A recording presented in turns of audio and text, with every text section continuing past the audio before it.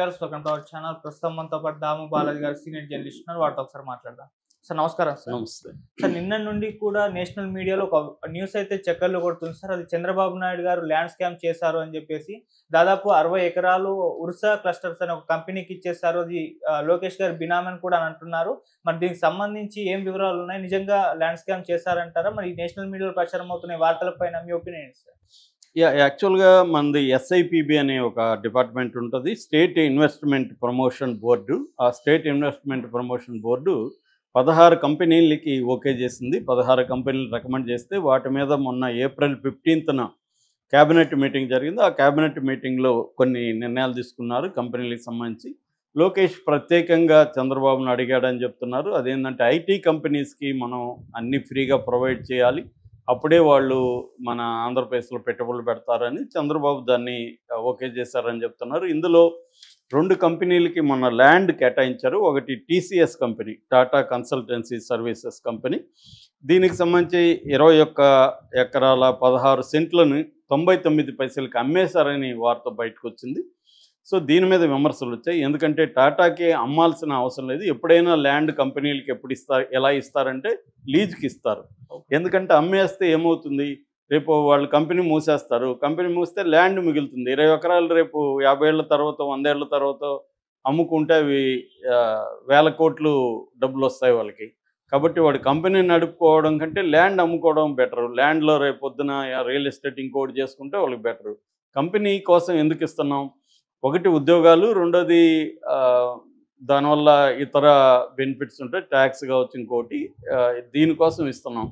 వాళ్ళు రేపొద్దున ఈ పర్పస్ కాకుండా వేరే పర్పస్కి వాడే అవకాశం ఉంది అమ్మేస్తే. లేదు వాళ్ళు ల్యాండ్ అమ్ముకుంటారు, కంపెనీ మూసేస్తారు, ఉద్యోగాలు ఉండవు, ఏముండవు.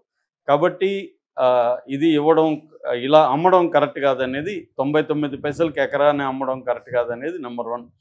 2, టాటా కన్సల్టీ అంటే టాటా గ్రూపు 50,000 కోట్ల ప్రాఫిట్ చూపించిన గ్రూప్. అది 50,000 కోట్ల ప్రాఫిట్ ఉన్న ఒక కంపెనీకి ఎకరాకి 99 పైసలు అమ్మడం అనేది అవసరమా? అది 1,000 కోట్ల విలువ చేసే భూమి. 1,000 కోట్ల విలువ చేసే భూమిని నామినల్గా దాన్ని ఆల్మోస్ట్ ఫ్రీగా ఇచ్చేసినట్టే. 99 పైసలు అంటే అదేమన్నా లెక్కన రూపాయి కూడా లేదు. సో నామినల్గా ఇచ్చేసినట్టే. సో దానికి అవసరమా? అంత అవసరమా? వాళ్ళతో ఎలాంటి ఒప్పందాలు చేసుకున్నారు? ఉద్యోగాలు రేపు ఇవ్వకపోతే ఏంటి? పైగా టీసీఎస్లో ఏంటంటే ఎంట్రీ లెవెల్లో 25,000 లోపలే జీతాలు ఉంటాయి, పెద్ద జీతాలు కూడా ఉండవు. సో ఎందుకు ఇలా ఇస్తున్నారనేది నెంబర్ 1 టీసీఎస్లో. అంతకంటే కూడా ప్రధానంగా ఇప్పుడు రచ్చ జరుగుతుండేది ఉర్సా క్లస్టర్స్ ప్రైవేట్ లిమిటెడ్ అనే ఒక సంస్థ. ఈ ఉర్సా క్లస్టర్స్ ప్రైవేట్ లిమిటెడ్ అనేది దానికి దాదాపు 60 ఎకరాలు, అంటే ఎగ్జాక్ట్గా చెప్పాలంటే 59 ఎకరాల 60 సెంట్లు దానికి కూడా 99 పైసలకి ఇచ్చేశారని వార్త బయటకు వచ్చింది. అయితే ఇక్కడ ఒక తేడా మనం చూస్తే టీసీఎస్కి సంబంధించి జివో బయటకు వచ్చింది, కానీ ఈ ఉర్సాకు సంబంధించి జివో ఏమీ బయటికి రాలేదు. అఫీషియల్గా ఎవరు కూడా అనౌన్స్ చేయలేదు. కానీ దీనికి ఇస్తున్నాము, ఈ 2 సెలెక్ట్ చేసామని మాత్రం క్యాబినెట్ మీట్లో నుంచి బయటకు వచ్చిన వార్త. దీని మీద మొదట స్పందించింది కేసినేని నాని, ఎక్స్ఎంపీ విజయవాడ. ఆయన స్పందించి చంద్రబాబుకి లేఖ రాశాడు. ఆయన టీసీఎస్కి మీరు ఇవ్వడం అభినందనీయమే, ఎందుకంటే పెట్టుబడులు రావాలి ఆంధ్రప్రదేశ్కి, కాబట్టి మీరు చేస్తున్న దాన్ని నేను శ్లాఘిస్తున్నాను, అప్రిషియేట్ చేస్తున్నాను. కానీ మీరు ఉర్సాకి ఇవ్వడం కరెక్ట్ కాదు. ఎందుకంటే ఉర్సా కంపెనీ డైరెక్టర్లో ఒకరుగా ఉంటున్న సతీష్ అబ్బూరి ఎవరో కాదు, కేసినేని చిన్ని, ఇప్పుడు present MP, Telugu Desam MP Kesineni చిన్నికి ఇంజనీరింగ్ క్లాస్మేటు. గతంలో వాళ్ళిద్దరూ కలిసి 21st సెంచరీ ఇన్వెస్ట్మెంట్ ప్రాపర్టీస్ అని ఒక కంపెనీ పెట్టారు. ఆ కంపెనీ అనేక మంది దగ్గర కోట్లాది రూపాయలు వసూలు చేసి టికానా ఎత్తేశారు. వాళ్ళ కోట్లాది రూపాయలు ముంచేశారు వాళ్ళని. అలాంటి కంపెనీలో ఉన్న ఈ సతీష్ అబ్బూరికి మీరు 60 ఎకరాలు ఇలాగ ఇచ్చేయడం అనేది కరెక్ట్ కాదు. పైగా ఆ కంపెనీ ఏర్పడే 2 నెలలు కూడా కాలేదు, రిజిస్ట్రేషన్ 2 నెలలకు ముందే అయింది. దానికి ఏ రకమైన ట్రాక్ చరిత్ర లేదు, దాని తర్వాత ఆఫీస్ కూడా లేదు దానికి. అలాంటి దానికి మీరు ఎందుకు ఇచ్చారు అనేది ఈయన లేవనెత్తిన అంశం.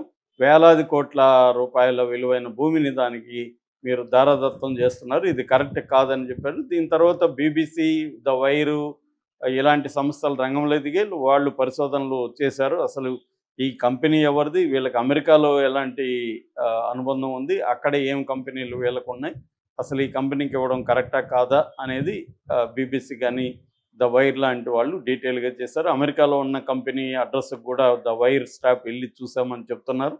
ఇక్కడ కూడా వెళ్ళారు. హైదరాబాద్లో ఉంది వీళ్ళ ఆఫీసు.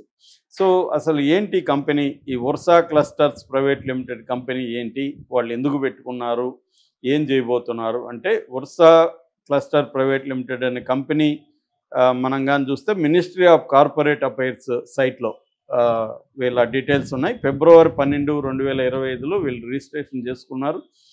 దీంట్లో డైరెక్టర్లుగా సతీష్ అబ్బూరి అండ్ విజయ్ కుమార్ పెందుర్తి వీళ్ళిద్దరు డైరెక్టర్లుగా ఉంటున్నారు. సో వీళ్ళ ఆఫీసు చూస్తే 705 ఏక్తా బేసిన్ హైట్స్ కొత్తగూడ హైదరాబాదు వీళ్ళ అడ్రస్సు. అది ఆఫీస్ కాదు, ఇల్లు. అక్కడ ఇల్లు తప్ప అది ఆఫీస్ కాదు. ఆ అపార్ట్మెంట్ మొత్తం కూడా 28 ఫ్లాట్లు ఉన్నాయి, 7 ఫ్లోర్లు ఉన్నాయి. ఒక ఫ్లోర్కి 4 త్రిబుల్ బెడ్రూమ్ హౌసెస్ ఉన్నాయి. సో అది మొత్తం అసలు ఆఫీస్ కాంప్లెక్స్ కాదు, ఆఫీస్ కూడా కాదు. ఊరికే ఒక అడ్రస్ కోసం ఆ ఇల్లుని తీసుకున్నట్టుగా అర్థమవుతుంది తప్ప వీళ్ళు ఇప్పటి వరకు ఆఫీస్ ఓపెన్ చేయడం కానీ, స్టాఫ్ కానీ, ఈమెయిల్ అడ్రస్లు కానీ, ఫోన్ నెంబర్లు కానీ ఏమీ లేవు. పోనీ అమెరికాలో ఉందా? ఇలాంటిదే అమెరికాలో కూడా వీళ్ళు ఒక సంస్థ పెట్టారు, ఉర్సా క్లస్టర్స్ ఎల్ఎల్సి దాని పేరు.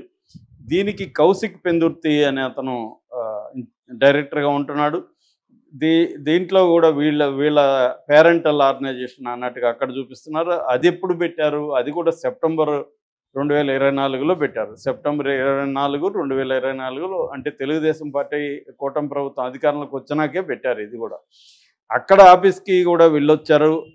6807 సింగిల్ ట్రీ స్ట్రీటు ప్లెజెంటన్ సిఏ దగ్గరికి వెళ్ళారు వీళ్ళు. వెళ్తే అది ఒక చిన్న ఇల్లు, 1560 ఎస్ఎఫ్టీ మాత్రమే ఉంది.